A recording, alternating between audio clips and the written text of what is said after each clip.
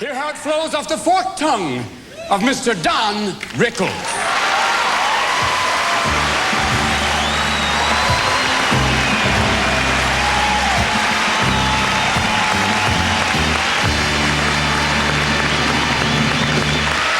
I've never met an ape. Anyway, I've never met an ape.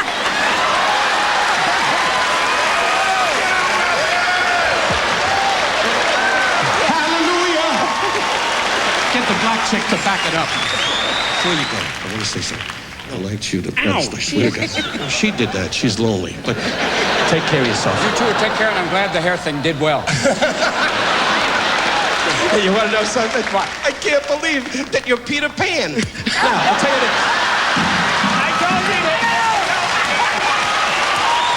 I was on that stage when you socked Robin Williams that hard. Billy told us to duck, but Robin didn't listen. Did you know you'd hit him that hard? I planned that. In fact, I wanted to drop him. But, you know, he wasn't in close range, you know, and he is, you know, he's got quite a bit of hair on him. Right, you know. right. So I wanted to give him a banana and a zoo. But I figured, and you were in the middle, and I didn't want to offend the blacks, because you have enough trouble, and I don't want to see my house burn. Yeah. We'll be right back.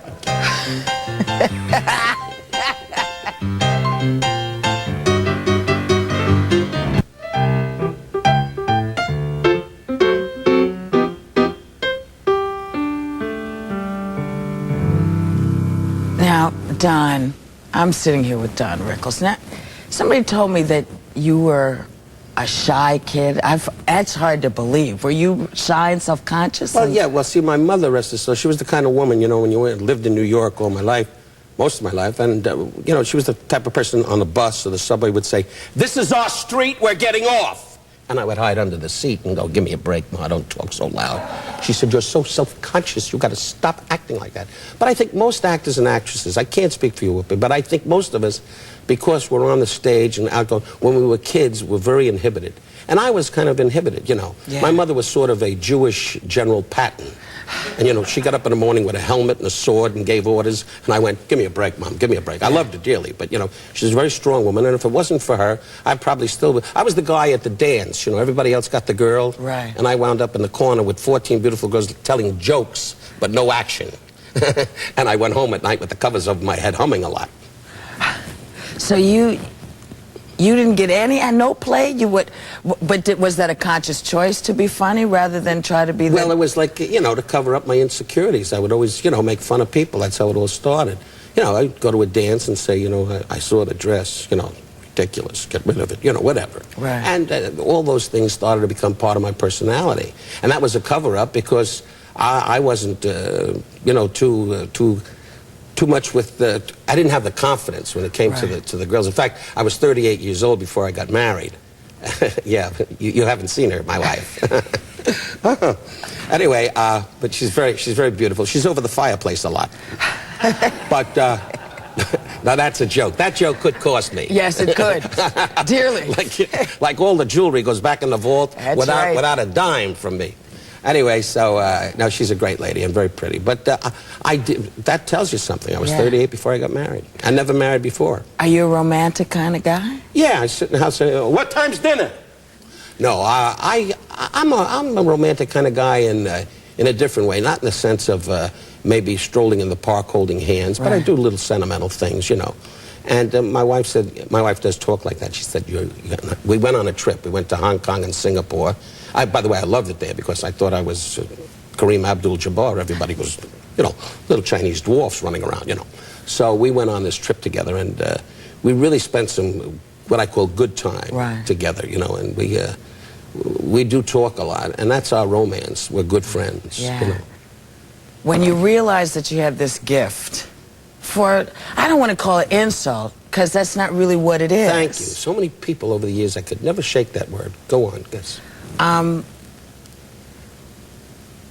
When you discovered the gift and it took off, what kind of ride was that for you?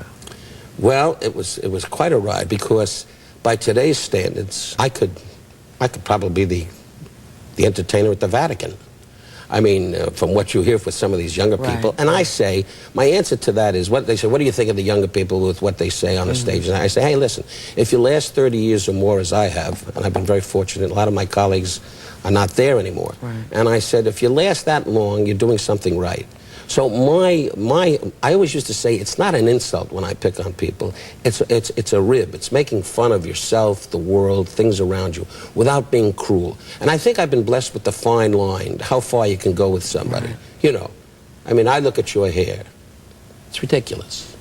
But that doesn't mean I'm not being cruel. You know, you can tell by my face, you know, although your reaction has me a little upset. But that's not the point, you know. You got to snap out of it, Whoopi. You got to snap out of it. But it's the idea of how far you can go and what's in good taste. And I found myself that I always know the limit of, I can look at a person's eyes, 9 out of 10 will say, and know, hey, that's enough. You had enough with that. You're Spanish, right, my darling? Are you Spanish? Mexican? Let me see your papers. Anyway, now what is your heritage? Italian? What, that's better? I'll tell you this. I'll make you and your husband feel at home.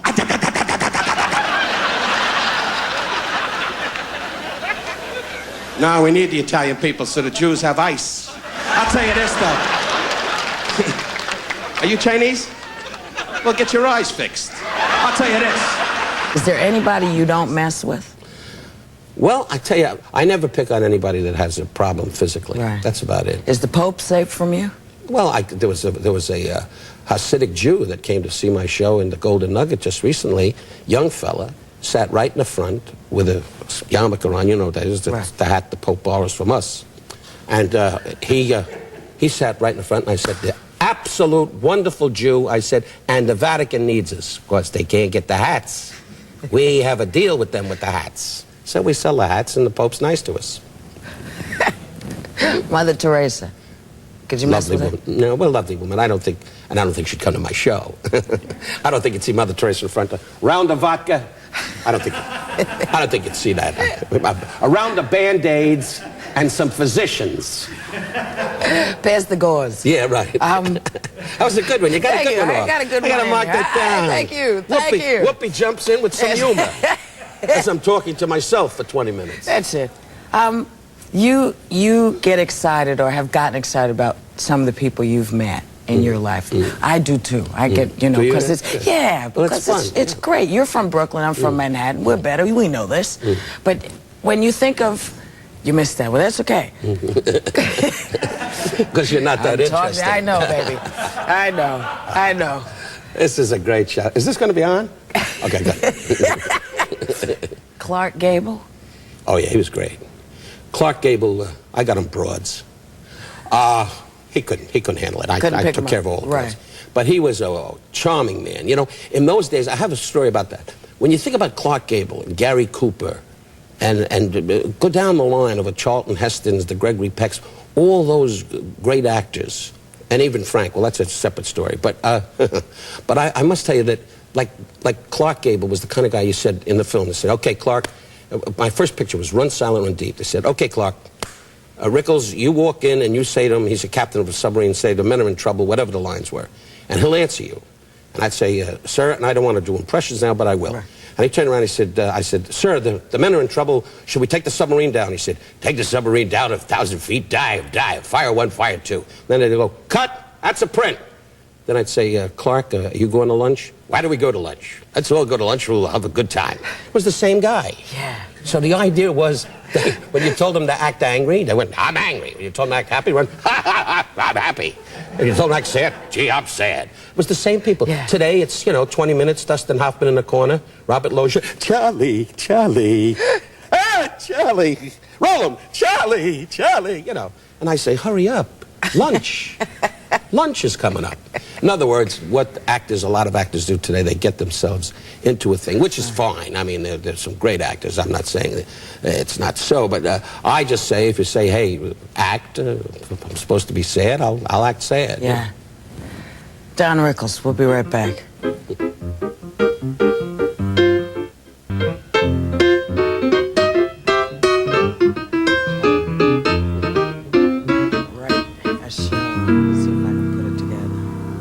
I want to go back to some other names, because this is fun for me. Mr. Sinatra? Well, Frank is wonderful. He really is. In fact, I was over his house the other day, and he did a wonderful thing. I said something that wasn't funny, and he slapped my wife. But it relaxed us all. But no, he's a great. I always give him the gangster image. You know, he always says, "Stop already with the gang," which is not so. But I go back with him so many years. It started in Florida, and it's the old story with Frank Sinatra. He came into a place called Murray Franklin's at that time, which was a little tiny nightclub, and he came in. And he brought a lot of people, in those days, Peggy Lee and what have you, and then he saw me out here in California. But the idea was, when Sinatra laughed, if he went, ha, ha, ha, ha, all the people went with him. It's funny. So whenever Frank laughed, they laughed. Right. But he was very influential in bringing people to see me. Right. And he's been a great friend, he and his wife Barbara, to my wife and I. He really is. And whenever whenever he's over my house, we play Sinatra records, and it starts to get on my nerves, but I keep playing it, because... otherwise I don't start my car. And Bob Newhart? Yeah. Anyway, Bob Newhart. The white lady wrote it. I didn't know. I don't know you from... Bob Newhart. Now, he's a fun guy. He's the type of guy that when we go on trips, I watch flies die on his face. He doesn't like that. He always says, "Why do you always put me down?" And I don't. I love the guy dearly. Yeah. And it's interesting, because we're two guys that came from two different societies. He's from Chicago, very educated guy. I came from the street. I had trouble with, listening to the bell when it came to go to a different class. Right. But he is a very bright man, and we became friends. And I always say, and I say it on the stage, the wives, wives get along, and his wife, Jen, and my wife, Barbara, are very close. And that made Bob and I become great friends. Yeah. But we both had the same values, And he's very successful, as you know. Now he has a third television show, which does bother me. I'm not jealous, but I do drive by his house and throw a rock once in a while, But his career is going great, and we do travel together and get along great. Yeah. Now, do you ever think about the influence that you've had on the younger folks? Are you surprised when you come to something like Comic Relief and everyone is just like... Well, I really, speaking of that, Whoopi, I was delighted that I was there with you and Billy and Robin. I really was. And I noticed everybody called me sir, so I started to sit down in the chair and spit up so they'd come and bring medication for me or something. But everybody looked at me and said, "My father's uncle's cousin, who is now 89, saw you. Thinks you're a riot." And I look over, and there's a guy in a chair in a green room going, "Hey, hey, hey," and he's one of my best fans. "Hey, hey." I do great old men. Hey, hey. Anyway, so I have all these people, these youngsters that were like talking to me, as you said, a little bit in awe. And I find that very flattering, because I do believe in my heart that I'm one of a kind. I mean, I don't know of anybody in this industry that lasted or has gone as far as I have doing what I do. Yeah. And I think that's the secret for all of us. Did you ever get those days? Sid Caesar wrote this great book, and one of the things that stuck in my head, because it hadn't been something I thought about really, but did it ever gnaw at you that one day you'd wake up and maybe you somehow wouldn't be able to do what you do? Did that ever float around in your head? Not that. I've woken up at many a day and said, I don't have a job. I've thought a lot of times, gee, I'll wake up and tomorrow there'll be no job there. And especially as you get up there in a few years, you say, oh, gee, will they still want me? Will they still like me? I never feel that I'll lose it on the stage. I always feel when I get out there, it's so funny. So how many times we sat in the dressing room and I felt like, oh, the worst. And I said, I'm going to do the worst show in the world. And it's so I come out and I think I'm a riot. And it turns out the audience responds great. And there are nights that I'm way up, I'm really feeling and I go out there and it's a little bit tougher. But I find that I never feel that I'm losing it. I always am concerned about, will it go on forever, or will it go on when I can walk away? Right now, we have a big home. In fact, one of our servants died walking to the main gate. And so we have a tremendous home. Just take your time. This will run into Tuesday. Yeah. I have to segue. This is called the segue. Oh, is that what it is? Yeah. When you talk about different ethnic groups, I want to throw this, and again, this comes from the...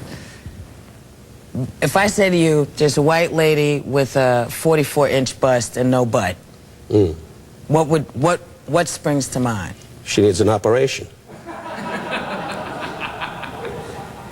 There's an Italian black man in the middle of the audience with a huge mustache sitting with a small poodle.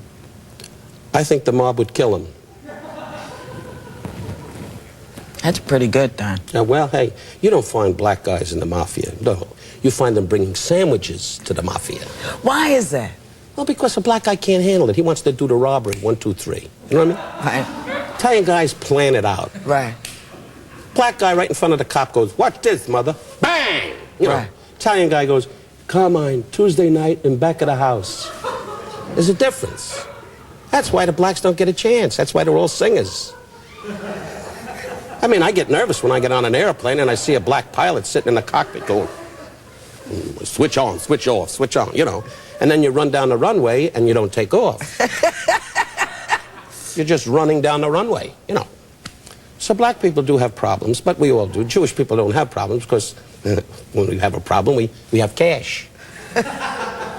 So there is some line to being Jewish. You got to believe in what you are and say, hey, God said, I'm the guy, you're a Jew, and be happy with it. And I'm certainly happy with it, you know. And now after that, I would like a donation. In order to get that donation, I've got to talk about this next product coming up. We'll be right back. Do whatever you want. You gotta.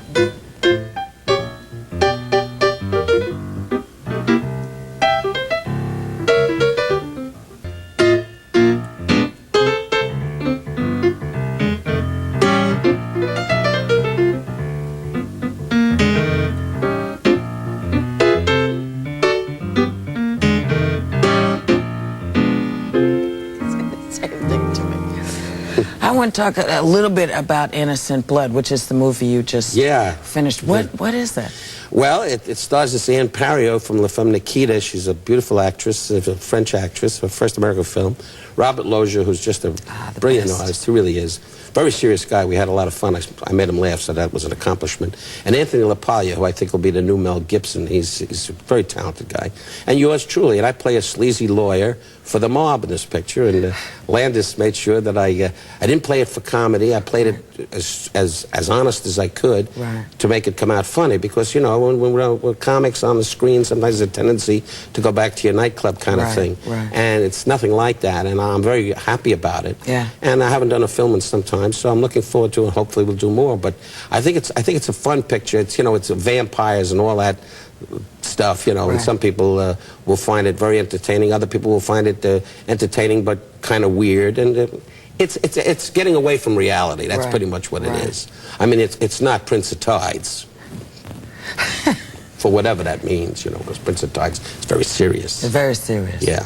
I'm so glad you came. I love the fact that you've been around 30 years. May I say that I hope that in 30 years that we meet in another space on somebody else's show. Yeah, and just to let you know, with all the years I've known you, but not known you really on a one-on-one level, and I must say you're a delightful lady and a big talent, and I think you deserve things because I hear so much good you do for other people. That's delightful. You don't hear about that too often, and you don't walk around with a flag telling everybody you do it. But bless your heart, and may God be good to you and yours. Thanks, and yours too. Good night.